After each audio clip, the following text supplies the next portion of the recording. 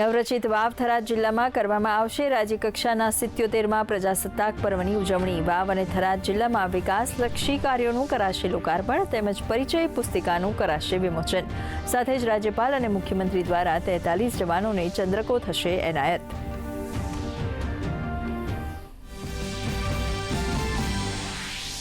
VB જીરામજી જનજાગરણ અભિયાન અંતર્ગત આવતીકાલે પ્રદેશ ભાજપ કાર્યશાળાનું આયોજન। સમગ્ર રાજ્યમાંથી ભાજપના હોદ્દેદારો રહેશે ઉપસ્થિત। જગદીશભાઈ વિશ્વકર્માની અને રત્નાકરજીની ઉપસ્થિતિમાં યોજાશે કાર્યશાળા।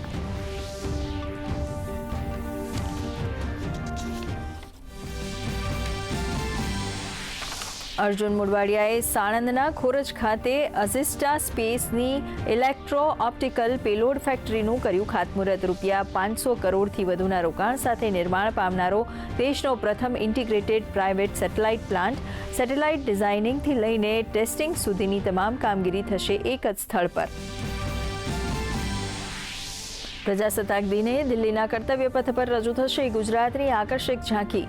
વંદે માતરમ ગીતની 150મી વર્ષગાંઠના ઉપલક્ષમાં તૈયાર કરવામાં આવ્યો ટેબ્લો। ભારતીય રાષ્ટ્રધ્વજની નિર્માણ યાત્રા તેની બદલાતી તાસીરની કરવામાં આવશે પ્રસ્તુતિ।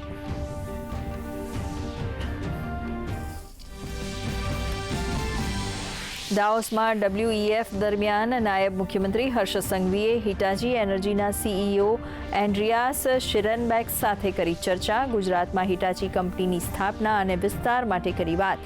તો ગિફ્ટ સિટીના પ્રતિનિધિ મંડળે વૈશ્વિક ઉદ્યોગના નેતાઓ નવીન વિચારકો સાથે કરી ઉચ્ચસ્તરીય બેઠક।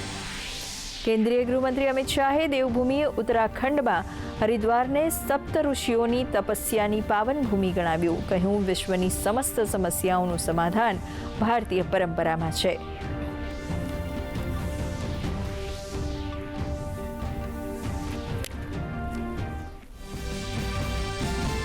જમ્મુ કાશ્મીરમાં રોડ અકસ્માતમાં 10 જવાનોના મૃત્યુ, 11 ઘાયલોને કરવામાં આવ્યા એરલિફ્ટ। ભદ્રવા ચંબા ઇન્ટરસ્ટેટ રોડ પર વાહન ઊંડી ખાઈમાં પડતા સર્જાયો અકસ્માત।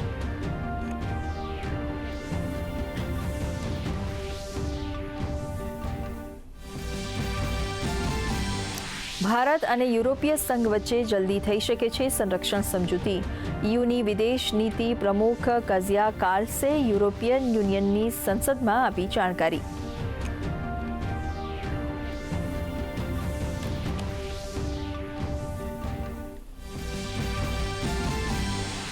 કચ્છ, બનાસકાંઠા અને પાટણમાં કમોસમી વરસાદની હવામાન વિભાગે વ્યક્ત કરી શક્યતા।